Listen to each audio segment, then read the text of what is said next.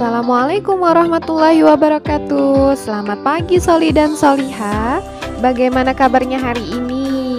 Semoga Soli dan Soliha dalam keadaan sehat dan dalam lindungan Allah Subhanahu wa Ta'ala. Amin.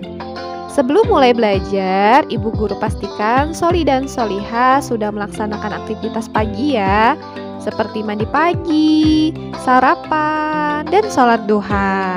Bila sudah siap, mari kita awali belajar hari ini dengan berdoa terlebih dahulu agar Allah mempermudah belajar Soli dan Soliha.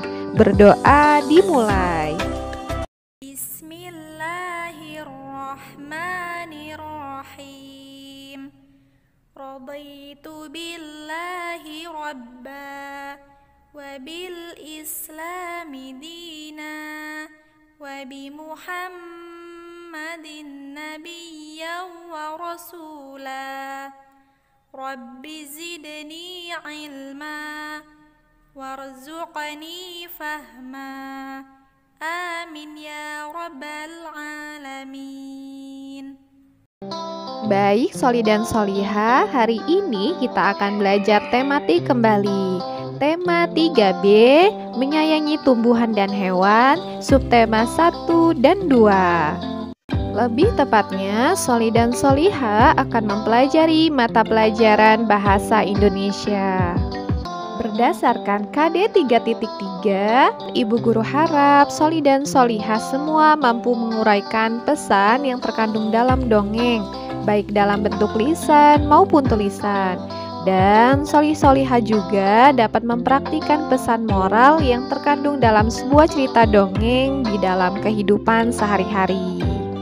Sebelum Ibu Guru bahas lebih lanjut pembelajaran hari ini, Ibu Guru akan mengulas kembali materi di pekan lalu, yaitu tentang ciri-ciri makhluk hidup.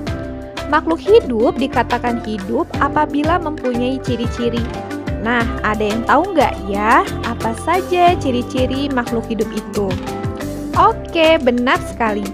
Jadi, ciri-ciri makhluk hidup itu bisa bergerak, bisa bernapas, mengalami pertumbuhan, butuh makan dan minum, berkembang biak, dan peka terhadap rangsangan atau iritabilitas. Alhamdulillah, Soli dan Soliha sudah mulai paham ya apa saja ciri-ciri dari makhluk hidup.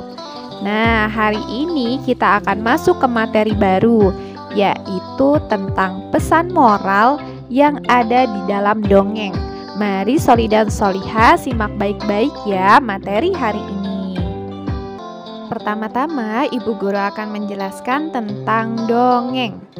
Dongeng adalah bentuk cerita lama yang bercerita tentang kejadian luar biasa dan bersifat fiksi atau ceritanya tidak nyata. Ceritanya penuh hayalan dari seseorang yang tidak benar-benar terjadi dan dijadikan menjadi sebuah cerita dongeng. Nah, dongeng merupakan bentuk cerita tradisional atau cerita yang disampaikan secara turun-temurun. Selanjutnya, fungsi dongeng. Fungsi dongeng yaitu untuk menyampaikan pesan moral atau pesan yang mendidik untuk pembacanya. Dan yang kedua, dongeng berfungsi sebagai hiburan bagi pembacanya. Baik, Soli dan Soliha, yang terpenting dalam cerita dongeng yaitu ada unsur intrinsik. Unsur intrinsik adalah unsur-unsur atau hal-hal penting yang terdapat dalam sebuah cerita dongeng. Nah, unsur-unsur intrinsik dalam cerita dongeng yang pertama ada tema, kedua latar, yang ketiga alur, yang keempat tokoh, yang kelima karakter atau watak, yang keenam ada amanat atau pesan moral.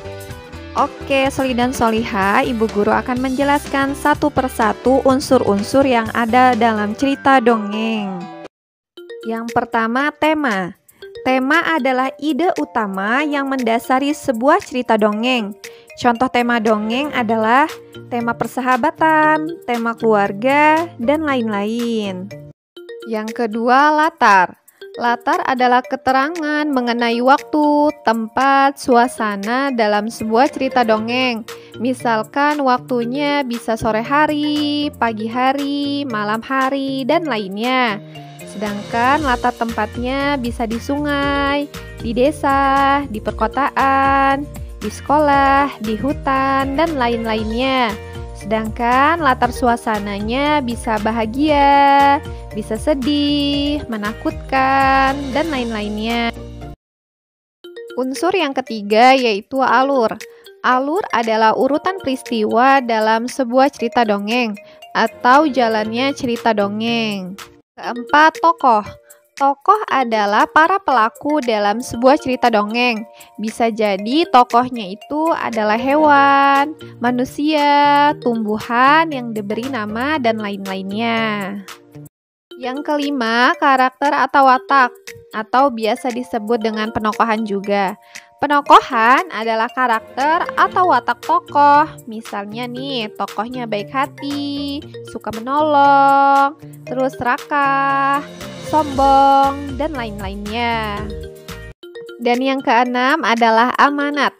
Amanat adalah pesan moral yang ingin disampaikan oleh penulis cerita dongeng kepada pembacanya, atau pelajaran yang dapat diambil dari sebuah cerita dongeng oleh si pembaca.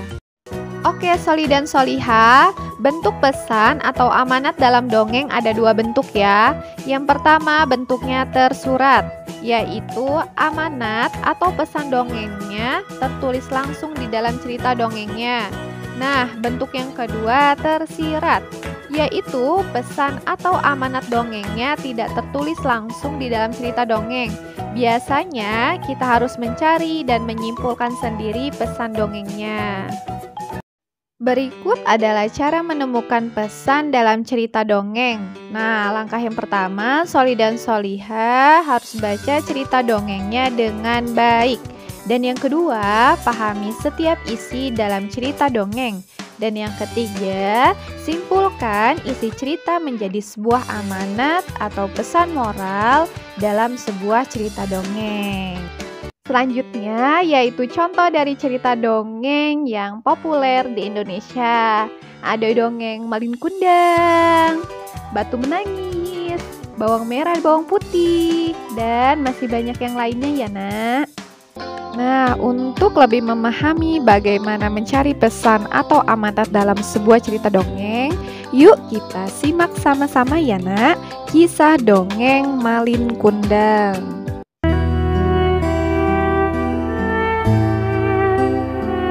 Di sebuah desa hiduplah seorang perempuan tua yang bernama Made Rubaya.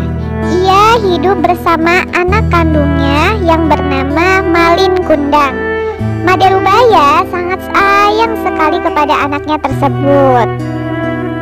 Sehari-hari Made Rubaya bekerja sebagai nelayan, namun penghasilannya tak bisa mencukupi kebutuhannya sehari-hari, sehingga hidup mereka selalu kekurangan. Saat Malin Kundang mulai dewasa, ia memutuskan untuk pergi ke kota untuk mencari pekerjaan agar dapat memperbaiki hidupnya. Dengan berat hati, ibunya pun mengizinkannya. Hingga beberapa tahun kemudian, Malin Kundang berhasil mengubah nasibnya. Ia telah menjadi saudagar yang sangat kaya raya. Malin juga menikahi seorang perempuan bangsawan yang sangat cantik dan kaya. Suatu hari, Malin pulang ke kampung halamannya, dan di sana Malin bertemu dengan ibunya. Tetapi Malin tidak mau mengakui ibunya tersebut. Lalu Malin Kundang berkata, "Dia bukan ibuku, dia pengemis yang mengaku-ngaku sebagai ibuku." Sungguh sakit hati ibunya. Lalu Made Rubaya pun berkata, "Kau kukutuk menjadi batu, kau anak durhaka Malin Kundang." Seketika hujan turun disertakan petir. Saat itu pula Malin Kundang berubah menjadi batu.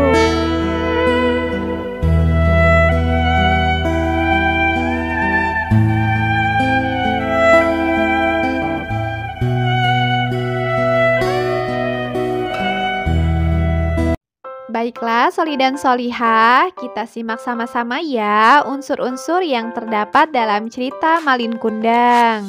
Dimulai dari tema. Tema dari cerita Malin Kundang yaitu kisah seorang anak laki-laki yang durhaka kepada orang tuanya. Selanjutnya, latar dari cerita Malin Kundang berada di pedesaan. Sedangkan alur dari cerita Malin Kundang yaitu alurnya sederhana ya, karena setiap cerita dongeng alurnya sederhana. Lalu tokohnya ada Malin Kundang sebagai anak dan Made Rubaya sebagai ibu dari Malin Kundang. Untuk penokohan atau karakter dalam cerita Malin Kundang yaitu karakter Malin Kundang mempunyai sifat yang sombong, di mana Malin Kundang adalah seorang anak yang tidak baik kepada ibunya, di mana Malin Kundang sifatnya menjadi sombong setelah ia menjadi orang yang kaya raya. Sedangkan karakter Made Rubaya yaitu penyayang, di mana Made Rubaya berperan sebagai ibu dari Malin Kundang yang sangat penyayang kepada anaknya, tetapi anaknya lah yang tidak menyayanginya. Selanjutnya adalah amanat atau pesan moral dari cerita Malin Kundang, yaitu surga ada di bawah telapak kaki ibu. Sayangilah ibumu karena ibumu adalah manusia yang paling berjasa dalam hidupmu. Karena kunci sukses kita ada di dalam doa orang tua kita. Oke, Soli dan Solihah, kesimpulan pembelajaran hari ini ialah dongeng adalah bentuk cerita fiksi atau ceritanya tidaklah nyata. Nah, setiap cerita dongeng itu berisi pesan moral atau pesan yang baik yang bisa kita ambil pelajaran. Oke, dalam pesan dalam dongeng itu bisa jadi tersurat dan tersirat. Kalau misalkan cerita dongengnya tersurat, maka pesan dongengnya sudah ada di dalam ceritanya. Sedangkan kalau pesan dalam dongengnya tersirat, berarti kita harus menyimak baik-baik isi dongengnya. Lalu kita simpulkan pesan atau amanat dari dongeng tersebut. Agar Soli dan Solihah makin paham mengenai materi hari ini, Ibu Guru punya tugas untuk Soli dan Solihah. Tugasnya yaitu ada di halaman 33. Silahkan Soli dan Solihah cari unsur-unsur intrinsik dari cerita Caca yang rendah hati. Jangan lupa berdoa sebelum mengerjakan ya nak. Good luck! Alhamdulillah, selesai sudah pembelajaran hari ini. Semoga pembelajaran hari ini bisa bermanfaat untuk Soli dan Solihah semua. Ibu Guru ingatkan kembali, jangan lupa sholat 5 waktunya tetap dijaga ya nak. Sholat duhanya tetap dilaksanakan. Dan tidak lupa juga untuk membantu ayah dan bundanya.